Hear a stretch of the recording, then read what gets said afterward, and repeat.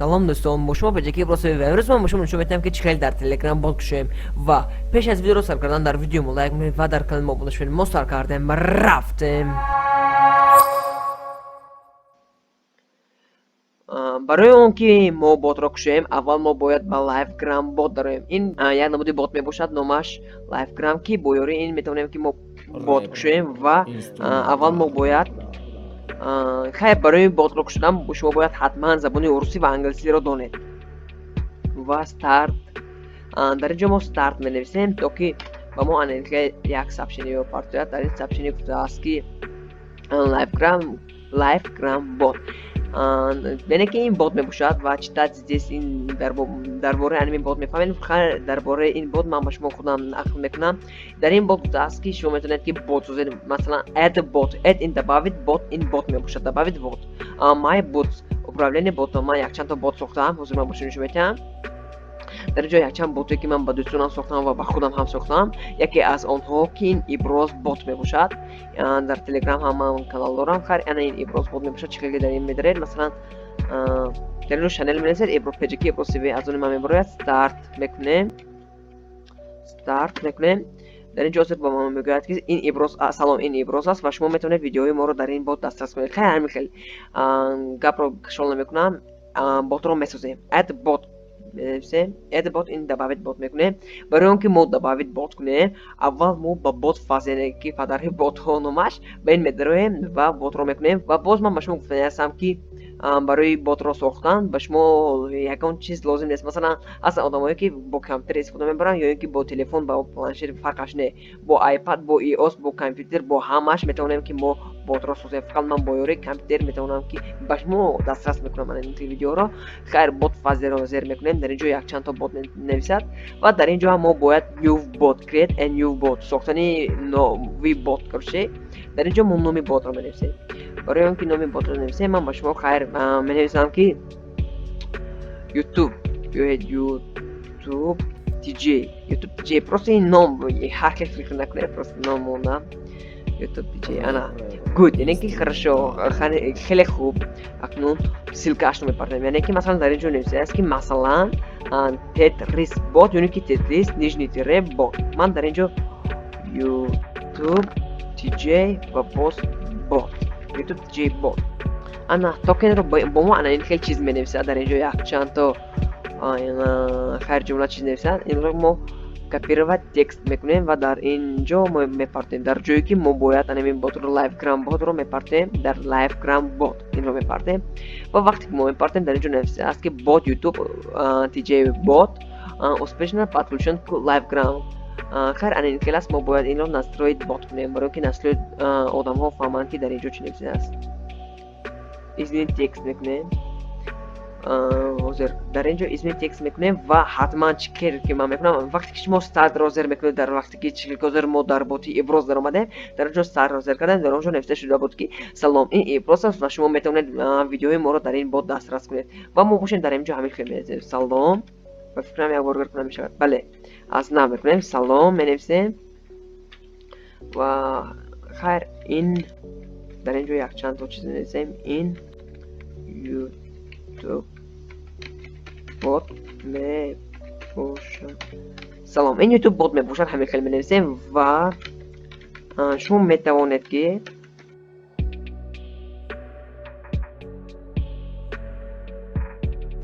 و دوستان من نویسم سلام این من چکری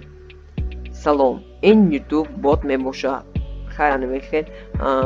و شما میتونید که ویدیوهای یوتیوب در اینجا من یوتیوب کرکیم خیر من سراسر میگیریم و یوتیوب مینویسیم. یوتیوب رو از اینجا دسترس کنید و ادمین حتما ادمینی از وقتی که شما بات رو میسازید ادمین راش رو خودتون رو مونید که اگر یکون چشم فهمه باشد با شما اونها مینویسم. من ادمین خودم رو یعنی که ادمین ابراز تیوی در اینجا نوشته شد سلام این یوتیوب بات کار همین خیلی نمیشه سلیدوش تیک وقتی که اونها با بات شما یگان آدم ها سابشن میرسن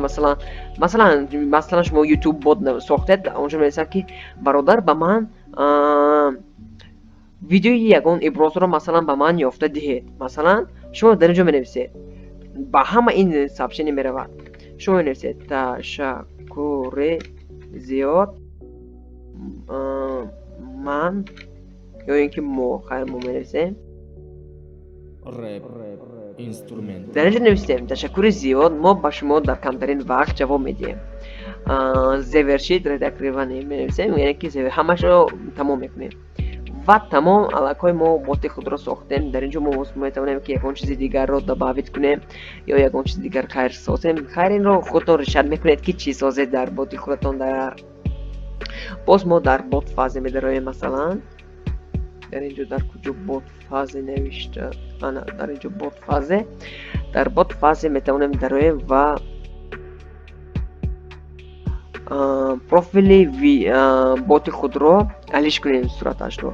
در جای یکون صورت رو میپرتیم من صورت ویدیو خودم رو میپرتیم ابراز میداریم در اونجا یک چند تا ویدیوهای من توی صورت های من هست ایزی این رو میپرتیم اگر که شود حتما او با فکرم شد کمتر انتظار میشه انا سوکس پروفیل فوتو اپدیت می نویسیم یعنی بوت خود رو اکنون نداریم و بوت خود رو با بوت خودمون میداریم در اینجا ما خودمون می نویسیم یوتیوب دیجی بوت یوتیوب دیجی بوت میداریم و دوستان عزیز از همه جایی شوق‌آورتر نشگوی میشود در اینجا چکل گرسید لگاتیپی من میباشد و در اینجا یوتیوب دیجی سابستیت میکنیم استارت زیر میکنیم سلام این یوتیوب بات میباشد و شما میتونید که ویدیوهای یوتیوب را از اینجا دسترس کنید ادمین ابراز تیوی و مثلا ما مینویسیم که من любой چیزی که کار مینویسید من میخواهم که همین ویدیو رو مثلا دسترس کنم در اینجا می‌نویسیم تشکر زیاد ما با شما در کمترین وقت جواب میدیم این یعنی که اگر آدم‌هایی که با شما اتوید میدین انا این خیلی می‌نویسن مثلا آدم‌های مثلا با شما در اینجا کی یکم کس مثلا مسعود با شما می‌نویسد که من می‌خوام که همین ویدیو رو دسترس کنم شما در اینجا انا این خیلی یعنی خیر اتوید میکنید و در اینجا می‌نویسید که مثلا در اینجا صورت خودتون رو می‌پرتید من می‌خوام که مثلا لگاتیپم رو پرتویم در اون لگاتیپ رو میپرتیم که فایل مثلا من دوستم این درخواستی شما میپرتویم با خودمون میپرتویم خیر همین کل میکنیم این کمتر میرود شکلی که شما بودین اینترنت توجستان شکل سوس میباشه خیر هموزی رفتید و 32 کلمه رفت و ما انتظار میشویم انا من دوستم این درخواست شما با من میشه تبشین میگوید دوستان عزیز و من با شما دو کانال رو مثل رکلام کردنی هستم این کانالی وقتی نماز از اون من میباشه سیمسنی توچکی از اون من میباشه این رو هم چیزی شما میدونید سیمسنی رو ما پروام میکنیم و سیمسنی حتما در کانال ها میبرد و یکی از کانال های افیشنالی من این سیمسنی توچکی میباشد شما این رو در سیلکام میتونید که دسترس کنید و باز پیجی واسه اون رو هم میتونید که از یوتیوب از تلگرام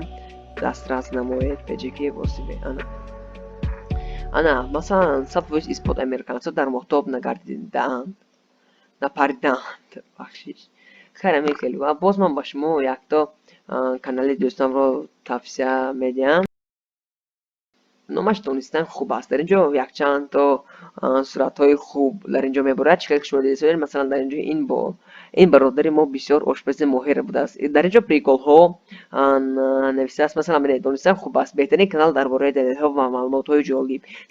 دوستان عزیز اگر این رو خیر من حتما دستگیر که میمونم اگر خیر در کامنتر نویسید دوستان عزیز در اینجا ما با شما ویدیو رو با آخر میرسونیم اگر این ویدیو با شما معقول شد باشد پس حتما لایک کنید و در کامنتر نویسید که این ویدیو با شما معقول شد جونه با شما بودم من پیجی ابراز تیوی خیر تا بازدید